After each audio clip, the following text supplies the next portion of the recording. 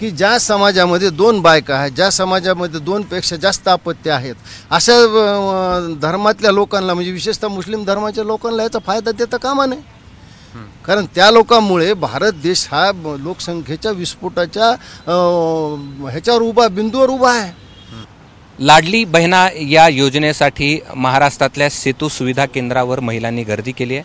मात्र ही योजना जशाच तशी राबवण्याला मनसेचा विरोध आहे आणि यामुळे एका ठराविक समाजालाच अधिक फायदा होईल असं त्यांचं मत आहे. तुम्हाला का असं वाटतं की ही जशाच तशी राबवू नये?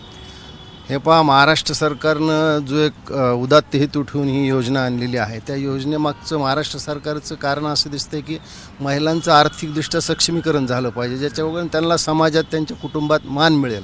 मला ही महाराष्ट्र सरकारची भावना समजू शकते, पण त्यात एक मला त्रुटी अशी दिसत होती की रहिवासी प्रमाणपत्र किंवा डोमिसाईल सर्टिफिकेटची अट त्यांनी शिथिल करून ती रॅशन कार्ड किंवा निवडणूक कार्ड ह्याच्यावर त्यांनी आणली. मला याचं थोडं असं वाटतं की मुंबई परिसर, नवी मुंबई, कल्याण, डोंबिवली, ठाणे, अंबरनाथ या सगळ्या परिसरात लक्षावधी बांगलादेशी लोक आहेत आणि त्यांच्याकडे या सगळ्या गोष्टी आहेत. त्यांच्याकडे रॅशन कार्ड आहे, त्यांच्याकडे निवडणूक कार्ड आहे.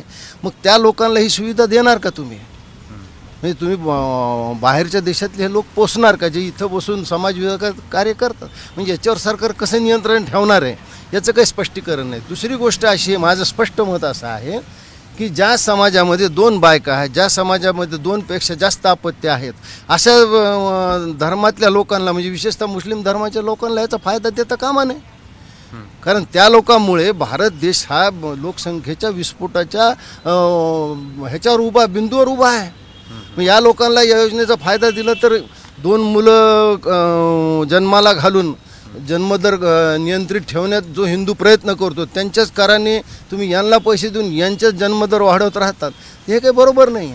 त्याच्यामुळं याचा लाभ देताना सरकारनं अत्यंत जागरूकपणे, काळजीपूर्वकपणे पाहिलं पाहिजे. माझं स्पष्ट मत असं आहे की ज्यांना 2 बायका आहेत, ज्यांना 2 पेक्षा जास्त अपत्य आहेत, अशा कुणाला या योजनेचा लाभ देऊ नये. मग ते मुस्लिम धर्मीय असले त्याला मी काहीच करू शकत नाही. आणखी काय सुधारणाची अपेक्षा? दुसरी सुधारण्याची अपेक्षा मला असं तुम्ही की 65 वर्षाच्या वयापर्यंत त्यांनी मर्यादा ठेवली, ती थोडी वाढवली पाहिजे. अर्थात 65 वर्षाच्या वरच्या महिलांना इतर सवलतीचा फायदा मिळत असतो, पण याही सवलतीचा त्यांना फायदा मिळाला तर ते अधिक चांगलं होईल असं मला वाटतं. ठीक आहे, धन्यवाद. हे होते प्रकाश महाजन आणि त्यांनी असं म्हटलं आहे की ही जी योजना यामध्ये सुधारणा कराव्यात आणि जेणेकरून व्यापक रूपात याचा महिलांना फायदा होईल. एका विशिष्ट समाजापुरती ती मर्यादित राहणार नाही. कॅमेरामन धनंजय दारुंट्यासह मी कृष्णा केंडे, एबीपी माझा, छत्रपती संभाजीनगर. एबीपी माझा, उघडा डोळे बघा नीट.